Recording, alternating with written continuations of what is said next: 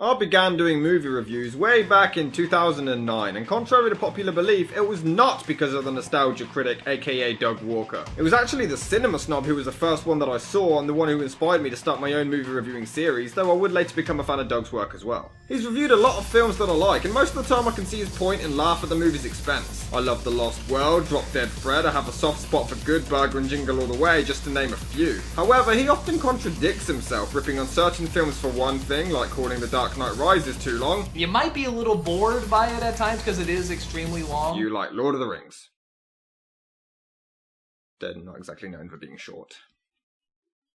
And you made a 3.5-hour mini-series based on your web show. He rips on Jingle All the Way for commercialism but likes A Christmas Story. He complains about The Shining mini-series being unable to wrap up a scene with a simple solution, despite the aforementioned Peter Jackson saga being guilty of that even more so. He also often misses vital plot points or just doesn't explain himself very well, like how Ben Affleck was actually bad in Daredevil. No reason, he just was. Because it's Ben Affleck. He just sucked.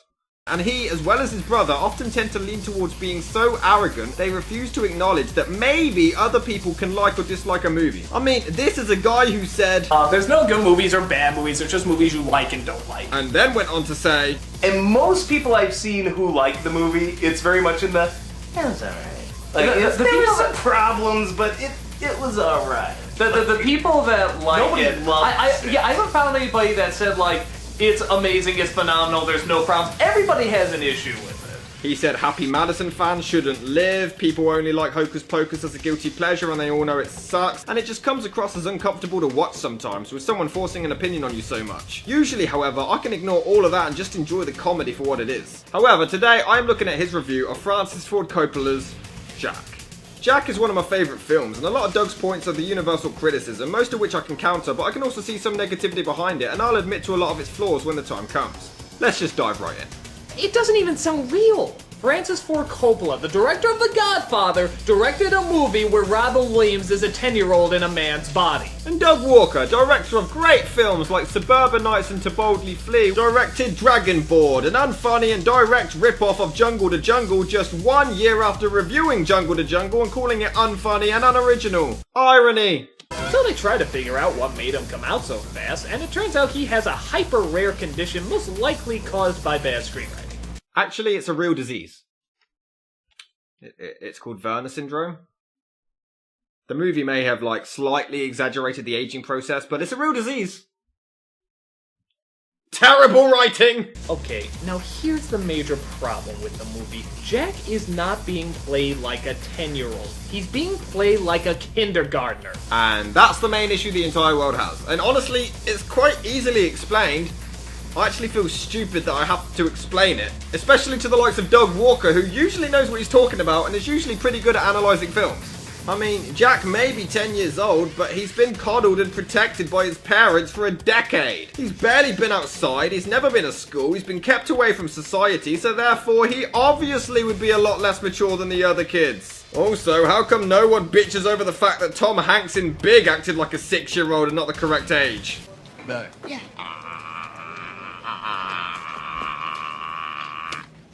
Gross. Oh no, that's different, right? Because it's not Jack. I mean, it's pretty obvious the whole movie shows that Jack is reclusive, that he's completely ignorant to everything around him. His parents are completely terrified of releasing him to the outside world, so they've pampered him like a child and just not allowed him to properly grow up. Now that that one's out the way, let's continue. How would you like to see your classroom? Yes? Just a little louder. A little louder, Jack. Okay, maybe the kid with severe Tourette's syndrome would respond that way, but this is not the normal response for a 10-year-old. Okay, you got a point there. That was kind of silly. But it was supposed to be? He has social anxiety. He's not used to interaction, which is exactly why he speaks quietly at first. The loud outburst was for comedic value, which I found funny, but your Harry Potter joke that follows was even funnier, so I'll let this one slide. We see him break his desk, haha, bet you didn't see that one coming, Haha, it's only funny when Adam Sandler does it and Billy Madison, haha, didn't see that coming, haha. As his mother looks over old pictures of him while blowing bubbles? Does she always do this when she's nostalgic, or is she just high as a kite? Hey! Okay, I'll give you that one. That was kind of stupid. I'll get you next time, Critic. Really hammering in the subtlety there with the violin, aren't you, Coppola? Let me guess, we're supposed to feel sad? You'd say it was forced if they used a piano. What, would some heavy metal be more suitable for you? Hey, how about a little help?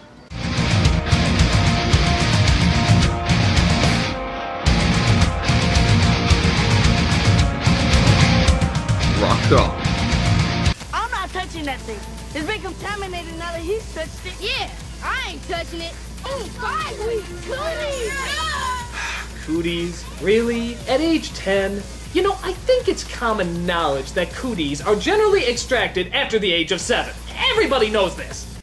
Doug, were you ever picked on? I'm not necessarily condoning the use of cooties at 10 years old, but were you ever picked on?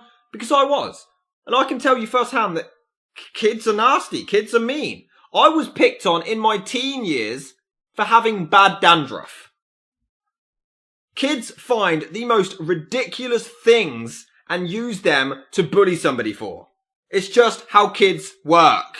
It's not necessarily cooties, it's not like they're saying it to a random person. This is Jack, a grown man-child. They're just looking for excuses to bully him for, which is exactly what kids do, no matter the age. As usual, Fran Drescher's voice sounds like a series of barn animals having asthma while smoking a box of menthols.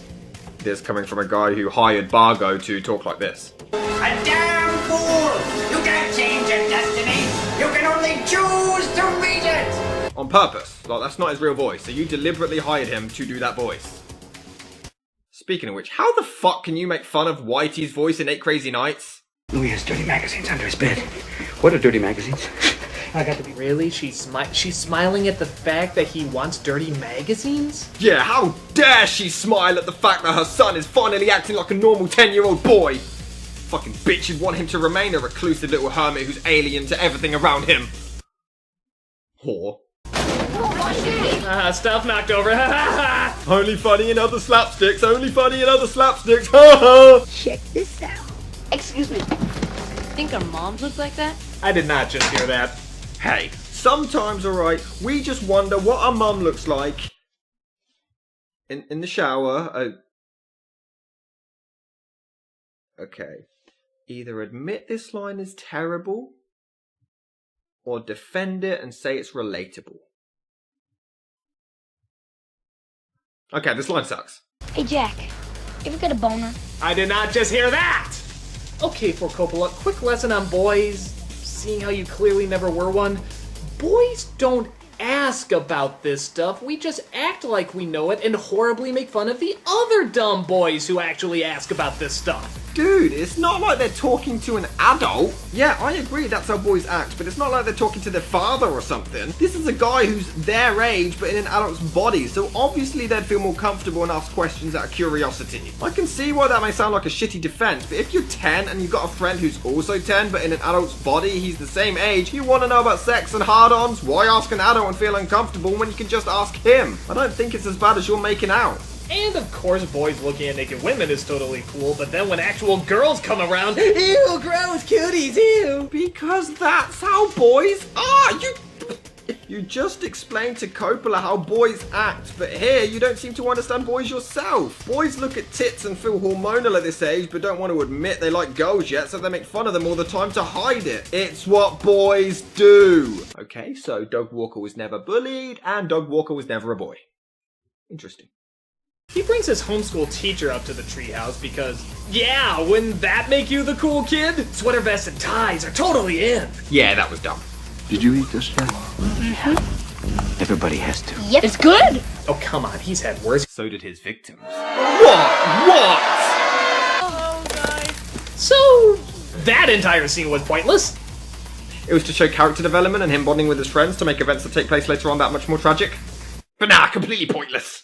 Which leads to a nice bit of awkwardness when Jack asked Jennifer Lopez if he would go with him to the dance. Wait, what? If he would go with him to the dance. If he will go with him. As if he would go with him. Jennifer Lopez is a man. Who knew? I'd still do him. It's also a little confusing that in this world they throw a dance for kids when apparently at this age they're still tossing water balloons at girls. My son is 6 and his school throw discos. For kids younger than him too. We're gonna go back to the way things were before you started school. No. Hey, remember all the fun we had? No. No! No! Dude, you're being offered not to go to school. Take advantage of it. Yeah, forget all those friends you made and bonded with in that pointless scene after being locked away for 10 years. Take advantage of none of that. And I'm not gonna lie, the next 20 minutes has no purpose whatsoever. He accidentally gets in a fight with Willem Dafoe, gets sent to jail, Drescher bails him out, and he stays away from public school. The hell was the point of all that? Yeah, let's try this again. Let's try, I think you should stay away from public school, and now he stays away from public school. All the bar, Drescher, Green Goblin, it's not needed! Are you kidding me? Doug, you are a filmmaker, okay? You made, in my opinion, a incredibly well-written and creative movie to boldly flee. And you missed a huge fucking character transformation. Like, those 20 minutes were a vital part of the story, and you completely missed the point of them. You even fucking admit it and show the damn clips. Jack wants to go to school to see his friends, his mum refuses, he then runs out, goes to a bar, gets into a fist fight, and then becomes afraid and doesn't want to go to school to see his friends. Can you seriously not see that huge fucking character transformation? It's a vital part of the story. Can you seriously not see the 180 that Jack's character just made? The fact that he wanted to go to school, but then he went out to the real world, realised how dangerous and scary it is, so he doesn't want to go to school. The entire character changes, the entire story changes. Were you fucking drunk when you wrote this? I want to give you the benefit of the doubt and hope you were. Don't you think you've had enough? I'll tell you I've had enough! Hey, Jack's mother! Jack's mother! Can Jack come out and play? We really missed the way he called us names and threw water balloons at us. Can we have more of that? That's what girls do! Dude, I grew up with a female best friend at school, and I can tell you firsthand, they're just as fucking nonsensical and bipolar as boys are. This is perfectly normal behavior from 10-year-old girls. Is this really appropriate music to play? I mean, it's not like he's coming out or feeling better. He's still crying like mad in his room. This really doesn't seem to fit. Okay, that's a good point. I mean, the happy music was to show that he made friends, you know, it really made a difference in their lives, and they were just happy to hang out with him, and he finally became one of them, you know, he finally overcame his issues, and he finally made a difference. But I suppose it's a good point. So I may not know what I want to be when I grow up. And right now I really don't care. I want to be like the giant. My best friend. Jack. You know, it's at cliched, horribly written scenes like this that, I'm sorry, I really cannot believe Francis Ford Coppola, the Francis Ford Coppola, directed this. Why was it cliche and poorly written? I mean, I can kind of let the cliche thing slide because it was the mid-90s and everybody was doing that kind of thing. But it's only bad when Jack does it. But my problem is, you don't explain why it's poorly written. You just go off on your boner fest for, oh, Francis Ford Coppola, I love you so much. Oh, Francis Ford. Oh,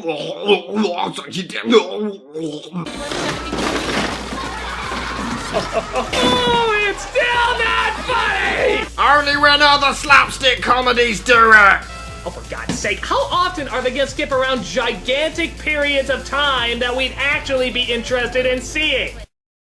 2. For Coppola, okay, guy who transformed Brando into a frail old man, half a can of white spray paint doesn't equal frail old man! That's not a person who's had years and years thrown on his life. That's a bad Halloween costume of Mark Twain. I'll agree with that point also. But, oh, Francis Ford Coppola, I love you so much. One day you will be mine. You know, I'm convinced if you just take all the big dramatic Robin Williams speeches from all his movies and just put them all together, they basically just say the same thing. You mean not the nostalgia critics? First, we take Molossia, and then the neighbors down the street. And then their neighbors, and then their neighbors, and then their neighbors. Until we build a military force so gigantic that nobody will be able to stop us. After all this is over, we will not only have a ton of money, but our names will also be placed in the Book of Destiny. I'm no good at making speeches, and quite frankly, that's all I got. So he rides off with his friends, and that's it. Yeah, we don't know what happens after that. We don't know if he goes on and dies, or if he makes anything of his life, or it just sort of stops. Would you have preferred if it had 17 endings, like Return of the King? I literally feel nothing coming out of this. If it focused on him getting older, or even dying, or... What? It did! It did! There's a scene which you didn't even show where he says, What do I want to be when I grow up? Alive. We get the picture, George. Completely missed that, didn't you? The whole message of his speech was about his impending doom, which is why the final scene in my mind is so heartbreaking. We know he hasn't got long left, we just don't need to see it. For Coppola, shame on you! Did he mention Francis Ford Coppola made this? This review just seems to constantly reiterate the director, which seemed to be your main issue, and although I can see people's problems with the comedy, I still love the film. It has its sweet moments, and your review just got a lot of details wrong. You got some good jokes in this review, and I'll continue to enjoy your content, just not a fan of this one. And that's it for this response. If you guys like this, hit like, share, subscribe, follow me on Facebook, Twitter, and Instagram, click one of the videos on the screen now, and I will see you next time. You forgot to say a book? You always say a book. You forgot to say a book. My book's down there.